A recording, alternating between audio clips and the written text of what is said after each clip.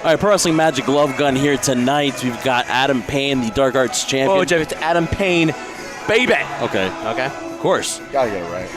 Exactly. You don't want to piss this guy off right now, sitting next to you. This is an interview we've tried to do for a long time. Finally get him here in the middle between the Trendsetter and I. What's going on, man? Yeah, not much, man. Happy to finally be on. Yeah? You know, it's, like you said, it took a long time to get here. And Some things are well worth waiting for. Oh, absolutely.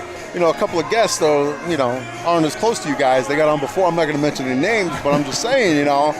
I mean, Luna Star deserves to be on here before me, but, you know, come on. You saw Luna Hat? What'd you think of that? Oh, man. I didn't hear much of it. I was busy just watching. Hey, I don't blame you guys.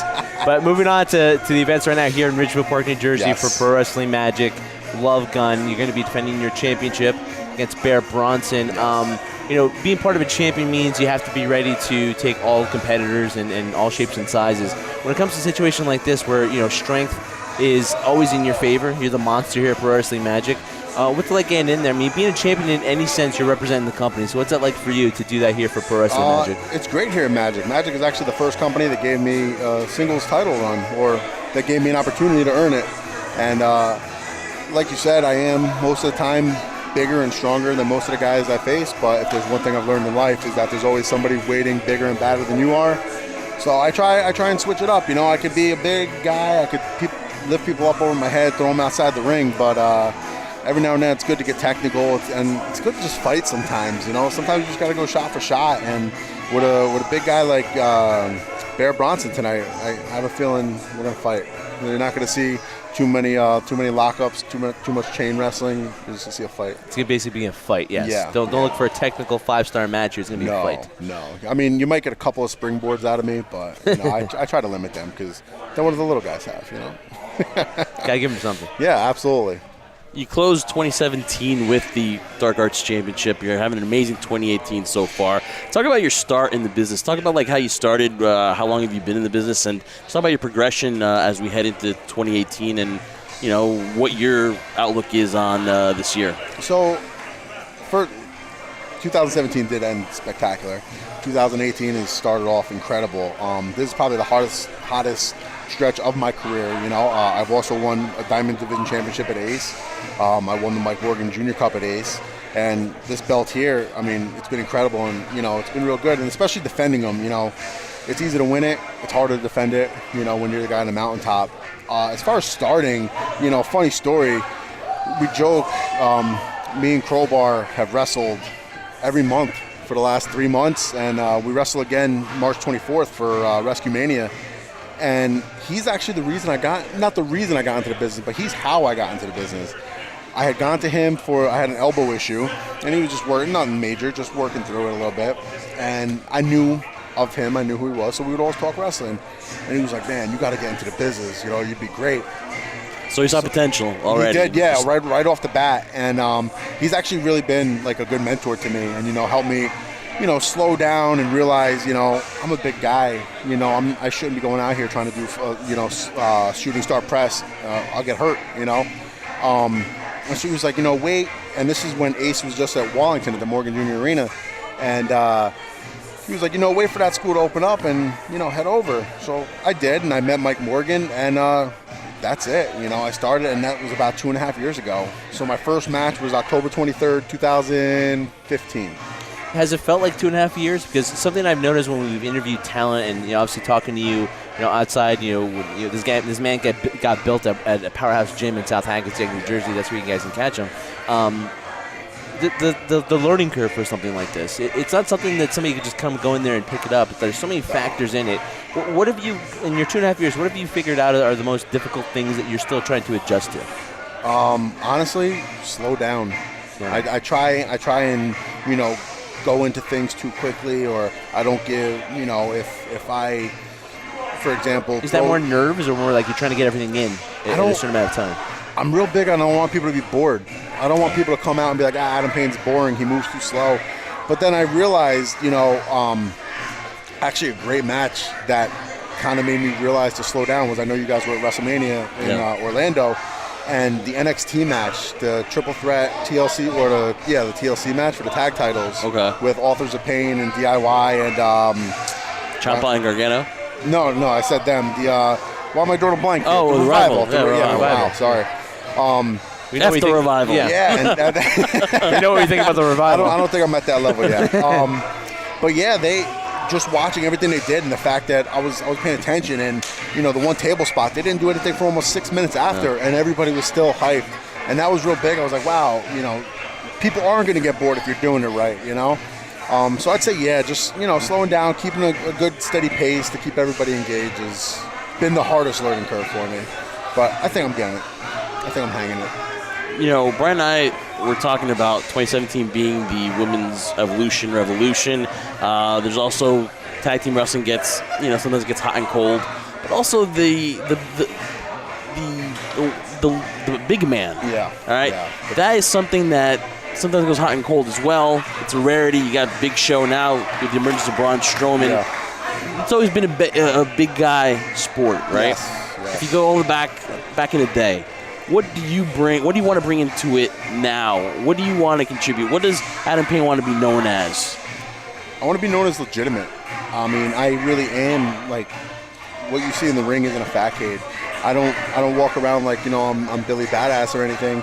I'm a big, strong guy. Most people know I have the veteran gimmick, and that's not a gimmick. I really am an Afghanistan veteran, and when I walk into the ring. Thank you for your service, by the way. Thank you for your service. Thank you, guys. I'm really not afraid. There's big guys. I remember the days of the Hogans and the Undertaker. I mean, Hogan isn't a big guy, but in real life, he's a big guy. Big guy, yeah. But the Undertaker and those larger than life figures, and that, as a kid, that's what I gravitated to. I was like, that's what I want to be. So I just want. If there's fans be like, look, that's a bad guy, that's a big guy, and just have that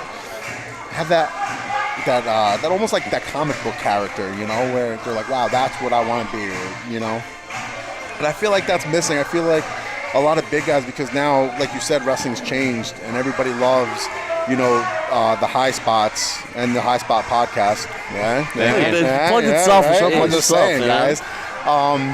But everybody kind of loves, and don't get me wrong, I mean, that's incredible athleticism, and that's something I can never do. But I think sometimes big guys get lost in feeling that that's what we have to do to compete, and that's what we have to do to keep up. And it's not, I mean, you're not going to see me rarely, if ever, go to a top rope unless I'm in an arena with 80,000 people screaming my name, and then I might. Well, with that being said, they won't see you doing something like that, but that doesn't necessarily mean you can't do it. Oh, no, absolutely. I could do it, but there's a time and place for everything. Exactly. If I'm main eventing WrestleMania and there's 100,000 people, you're gonna see me fly a little bit. Just make sure if you do a shooting star press, you don't land on your head. I'm gonna make sure the person's right underneath me. This way I have no distance to travel. But no, I mean, I'm willing to take risks. I'm willing to do exciting stuff, but it has to make sense, Yeah, and that's something we've talked about a lot. A lot of things sometimes, in the sense of being a big guy, have to make sense for your character. Yes. Because if not, then when people see you in the ring, and I think most people now are like, we understand the kind of behind the scenes type of thing, but it has to be a show that's somewhat believable to the audience. Absolutely. And one thing I learned, was told to me a while ago, and it actually makes sense. Why do people go to the circus? To see the elephants. Yeah. You don't go to see the tightroper. The bearded lady. No, But I kind of both, I can make up both. I was about to say. But I mean, best of both worlds. I mean, look at the circus, for example. They took away the elephants, and now all the circus businesses are dying. Yeah. And it's something that's true for wrestling. People go to see the big guys because anybody could be little. That's why Shaq's shoes didn't sell as much as Kobe's, because people could kind of relate to Kobe, but you can't relate to Shaq. You have that advantage because when we do meet you, when fans see you, you do have that larger-than-life thing, right? So for a guy like Braun Strowman, who's kind of torches passed from Big Show to Braun, I believe. Yes.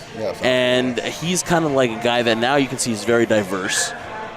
You come off, you can not say a word and you're a heel, but when they see your work and they know you're the Army veteran, you can be a face. What in the end do you feel more comfortable working in? Do you like working face, or do you like working? Honestly, I enjoy the face. Is easier for me, mainly because, like you said, people do gravitate towards me naturally, and it's really easy for me to look at kids and be like, hey, come on, guys, get on your feet.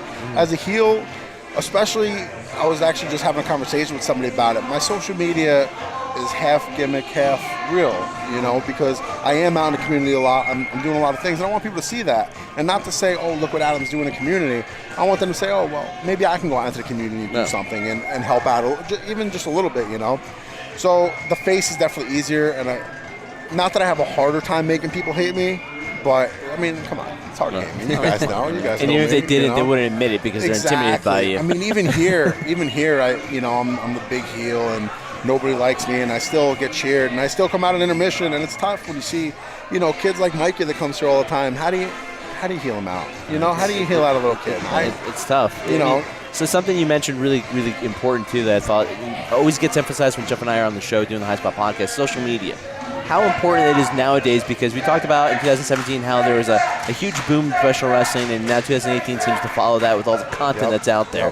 I mean, for you in the business around it, you're in it. Yeah. How exciting is it for you to be able to put all your work out there so that other companies outside, let's say, the New York metropolitan area can see it, and then possibly maybe, who knows, trips to Japan, trips to Europe, trips to Mexico, something like that. How important is it for you to brand yourself out there? It's crazy because you have the internet provides you the opportunity for somebody, like you said, across the world to see what you could do without saying, hey, I'll give you a tryout match, come fly out, pay all the money. They can be like, hey, this is what you're capable of, this is what you do, I want to book you.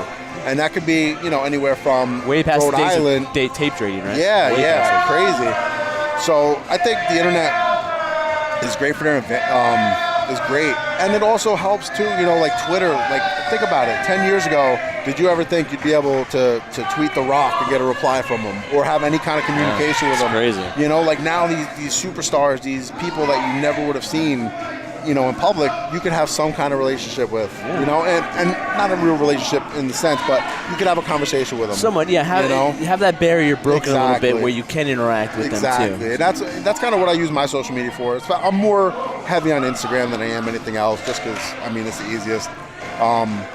And it's good to interact with people. Do you feel that's part of the business that's changed a lot, where the talent is more accessible nowadays? Do you think that's a good thing or a bad thing in terms of the fans? Because they're all trying to give a story and an illusion in there for you. So when, for example, you say yourself, you go out there, people are booing you, they hate you, and you're coming out here signing autographs. I mean, most people would be like, I'm a heel, I'm not going out there because that's not what I'm supposed to be selling. Where do you find the balance? Do you like this type of new environment with pro wrestling? Do you like more of the old school approach? I like the old school approach.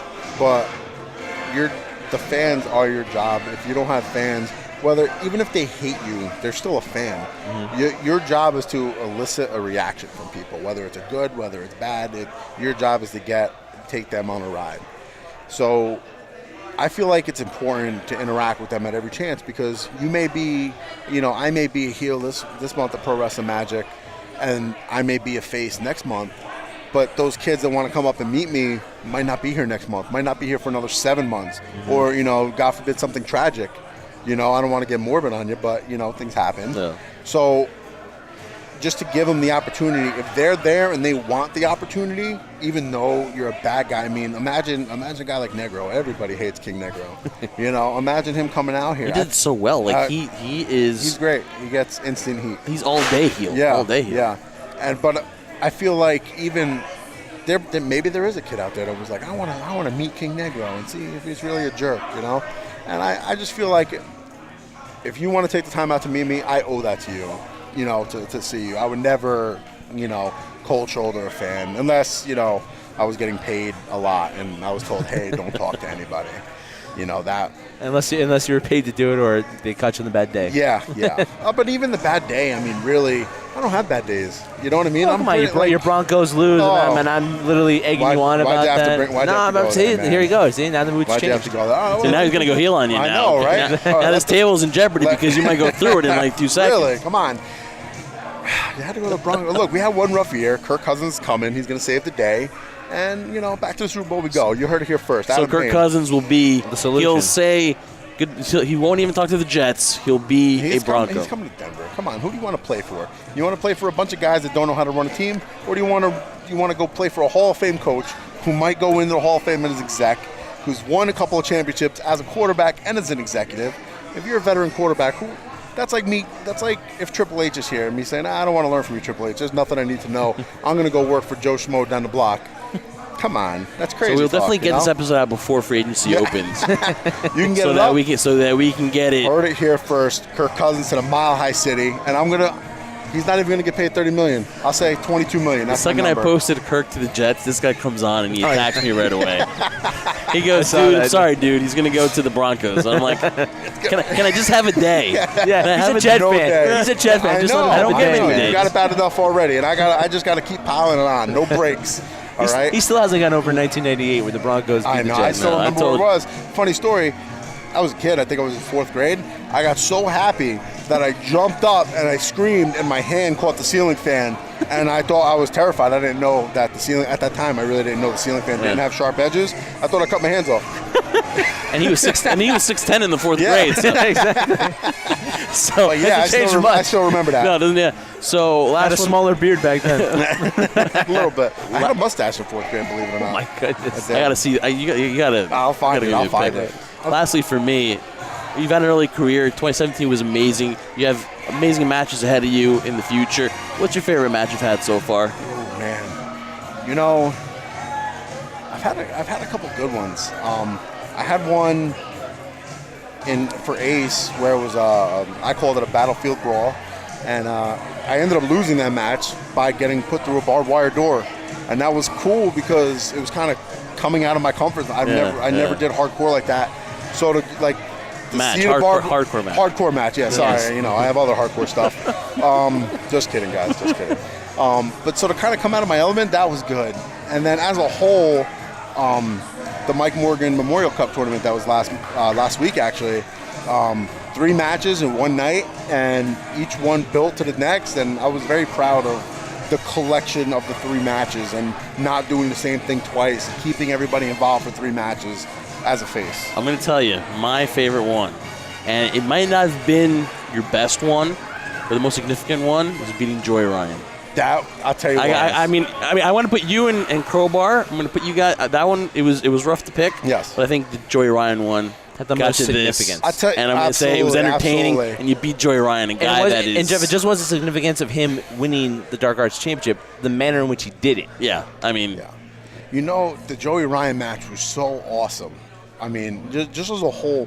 I mean, he had the whole 5 rows of people here cheering for him, all dressed like him, like buffoons, and talk about making it hard to hate me. Those guys hated me from the get-go. Talk about killing the magic. Which was Killed great. them. Yes. Yeah. And it was so hard. The hardest part for me, was to stay in character and not crack up at. I mean, Joey Ryan, he has a great thing going. I mean, it's hilarious. As a fan, I love it. I think it's hilarious, and the fact that I powerbombed him by his dick was fantastic. by his gimmick. Yeah. But I'm sorry. Can I bleep that out, guys? I'm PG. That's okay. Don't worry about it. Do you watch Being the Elite at all? Do you? I do not. Okay. I do not. Look at the last one, because a lot of people say that, and basically the synopsis is that Joey Ryan kind of been discovered he's a hack from Adam Page. He's kind of found out that he's a hack. That whole thing that he does, it's a gimmick. Oh. So he's been depressed ever since. Yeah. You got to see the latest episode. I believe that he's depressed because he lost the Dark Arts Championship to Adam Payne. I think that's so, what it too. is. You really look it up though. You'll laugh and you'll hit me up and you'll be like, oh, I know what you're talking about. You guys now. saw it. He had to be carried out of here. Yeah, he he was did. inconsolable, you know. So. But thank you guys very much for having me on. One You final haven't- one for me though. I mean, Jeff asked you about your favorite match in 2018. Everybody makes New Year's resolutions, nobody keeps them all. Yeah. But I think there are always long-term personal goals you want to have outside the business. Now, besides things and companies you want to work for and things you want to do within this business, what personal goals do you have for yourself here in 2018 that you would like to achieve to become a better person? Just be better. Do more outreach, and not even just myself. Get more people involved. I mean, I'm part of a pretty fantastic group called the Mission Continues. It's a veteran group, and they're out. They have a Newark platoon, but there's no Bergen County platoon, which is where I'm from. So I'd like to get that started and get more people involved to help out, because you know what? There's not a lot of people aren't as fortunate as us, to be doing the things we love. Some people need a little help to get there. So I'd say that, kind of branching out, and like I said, not doing more just me, getting more people involved as a whole, and let them know their satisfaction in helping others. Well, folks, he is Adam Payne, baby. He is the Yeah. Dark Arts champion here at Pro Wrestling Magic in Ridgewood Park, New Jersey. Adam, where can people find you on social media if they want to follow you and see what you're up to date, what you're doing? You can find me at World O Pain with an underscore on either sides of the O. World of Pain on Twitter, but I'm not good at the Twitter yet. I've had a Twitter since I was in the Army, and I'm still terrible at it. Nah, so I'm still trying to figure it out, too. Maybe you guys follow me. I'll be a little better at it. Instagram? And then Instagram is World of Pain as well. And then Facebook is Facebook/Pain Brigade. Adam, first of all, thank you for your service. Thank you. And just a great seeing you in the ring, watching you evolve. Awesome. And don't be a stranger, man. Thank you, Guys, guys. Thanks keep for your eyes having out me. for Adam Payne. I'll say now, Adam Payne, baby.